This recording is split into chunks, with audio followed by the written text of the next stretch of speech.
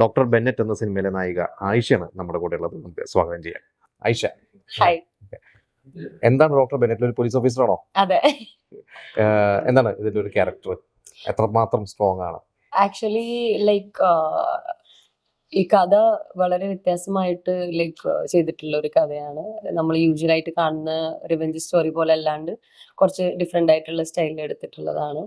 അപ്പോൾ ഹീറോ ഒരു റിവെഞ്ച് ചെയ്യും. സോ അത് ഞാൻ കമ്മീഷണർ ആയിട്ട് അതിനെ ഫുള്ള് എൻക്വയറി ചെയ്യുന്നതും ട്രാവലിംഗ് ഉണ്ടാവും കുറെ. അതെ, IPS ഓഫീസറാണ്.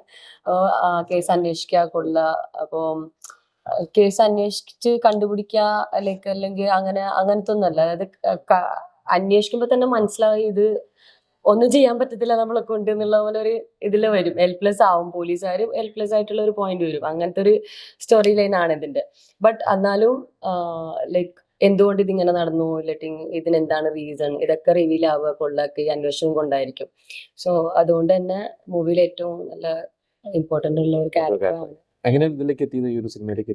എന്റെ ഉമ്മക്ക് അറിയായിരുന്നു, പ്രൊഡ്യൂസേഴ്സ് അങ്ങനെ അവരെന്തോ ഫാമിലി എന്തോ അങ്ങോട്ടും ഇങ്ങോട്ടും എന്തോ അറിഞ്ഞിട്ട്.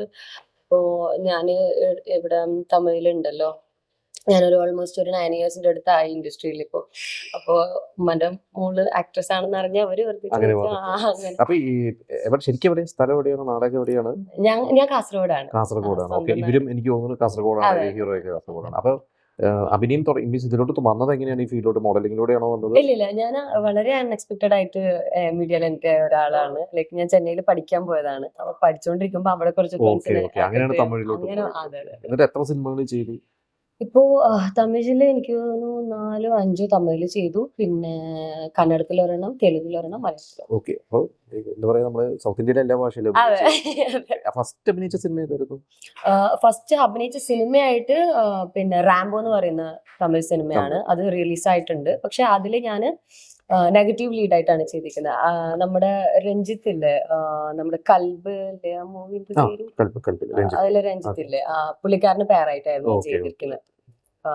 ഇന്നൊരു മൂവി ഉണ്ടായിരുന്നല്ലോ, അവരുടെ ഇൻവെസ്റ്റിഗേഷന്റെ ഒരു പോലീസ് മൂവി,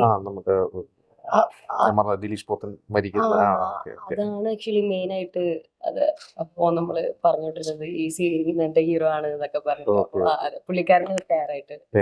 അതെ, റാംബോ എന്ന് പറയുന്നത് സിനിമ. പിന്നെ മലയാളത്തിൽ അപ്പൊ മലയാളം സിനിമ ചെയ്യുന്നത് ഏതാണ്? ഫസ്റ്റ് ചെയ്യുന്നത് ഇത് തന്നെയാണ് ഫസ്റ്റ് ചെയ്യുന്നത്? ഇതുവരെ ചെയ്തതൊക്കെ തമിഴും? അത് തമിഴ്, തെലുങ്ക് അങ്ങനെയാണ്. ഇതാണ് എന്റെ മലയാളം ഡെബ്യൂ. അതെന്താ വൈകിയത്? മലയാളത്തിലോട്ട് വൈകിയത് കിട്ടിയില്ല. അതോ അവിടെ അങ്ങനെ നിന്ന് പോയതാണോ ചെന്നൈയില്? അല്ല, ഞാൻ പറഞ്ഞില്ലേ അൺഎക്സ്പെക്ടഡ് ആയിട്ടാണ് എല്ലാം നടന്നത് എന്ന് പറഞ്ഞില്ലേ.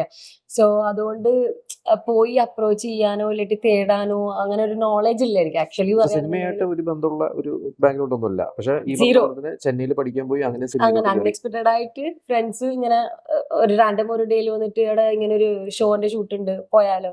ആണോ, എന്നാ ശരി പോ പറഞ്ഞ് അവിടെ പോയപ്പോ ഇതാണ് ഷൂട്ട്, ഇതൊക്കെയാണ് ക്യാമറ. ഓക്കെ, അയ്യോ എന്നെ കൊണ്ട് പറ്റൂലേ. ശരിക്കും ഞങ്ങളിപ്പോ കാസർഗോഡ് എന്നൊക്കെ പറയുന്ന ഇപ്പൊ ഇന്ന് കാസർഗോഡ് നിന്ന് ഒരുപാട് സിനിമകൾ വരുന്നുണ്ട്. അന്ന് സിനിമയായിട്ട് ബന്ധമില്ലാത്ത ഒരു നാടാണ് കാസർഗോഡ്. അപ്പൊ അന്ന് എങ്ങനെയായിരുന്നു ചെറുപ്പത്തിലേക്ക് സിനിമ എന്ന് പറയുന്ന ഒരു ലോകം ഭയങ്കര അകന്ന് നിൽക്കുന്നതല്ലേ? അല്ലെങ്കിൽ അന്ന് ഞാൻ ചോദിച്ചത് ഡ്രാമ അങ്ങനെ സ്റ്റേജിലൊക്കെ പെർഫോം ചെയ്തിട്ടുണ്ടോ? ഒന്നും ചെയ്തിട്ടില്ല. അത് ചെന്നൈയിൽ എത്തിയപ്പോഴാണ്